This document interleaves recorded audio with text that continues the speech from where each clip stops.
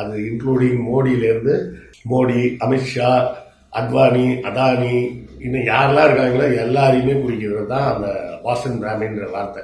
அதாவது ரொம்ப தெளிவாக புரிஞ்சிக்க வேண்டியது என்னென்னா, நம்ம இந்த வார்த்தையை வந்து யாரோ ஒரு குறிப்பிட்ட நபரையோ இல்லை ஒரு குறிப்பிட்ட சாதியவோ குறிப்பது அல்ல. யாரெல்லாம் வேலை செய்யாம ஏமாத்தி பொழைக்கணும், அடுத்தவனை சுரண்டி அடுத்தவன் உழைப்பில் மகிழ்ச்சியா வாழணும்னு ஆசைப்படுறானோ அவன் எல்லாருமே பாஸ்டன் பிராமின் தான். அந்த அர்த்தத்தில் தான் அந்த வார்த்தையை நீங்க புரிஞ்சுக்கணும். இதைத்தான் வந்து பெரியார் முதலே சொன்னார். என்ன சொன்னாருன்னா, சமூக நீதியும் சமத்துவத்தையும் ஏற்றுக்கொள்ளாமல் ஒரு சூத்திரன் பொருளாதாரத்தில் முன்னேறினால் அவனும் இன்னொரு பார்ப்பனரை போலத்தான் நடப்பான் அப்படின்னு சொன்னார்.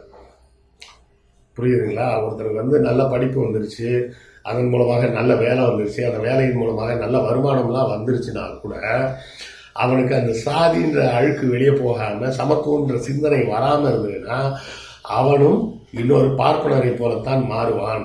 இன்னைக்கு அவன்கிட்ட பணம் இல்லைன்றதுனால கம்முன்னு இருக்கான். பணம் வந்துருச்சுன்னா அவன் மற்றொரு பார்ப்பனராக மாறி மீதம் இருக்கும் சூத்திரர்களை அடிமைப்படுத்தும் வேலையில் தான் ஈடுபடுவான் அப்படின்னு சொன்னார். இது இவ்வளவு விளக்கமா இவ்வளவு தெளிவா சொன்னார் பார்த்தீங்களா? இதைத்தான் அவங்க ஒரு வார்த்தையில ஆங்கிலத்தில் பாஸ்டன் பிராமின் அப்படின்னு சொல்லியிருக்கிறாங்க.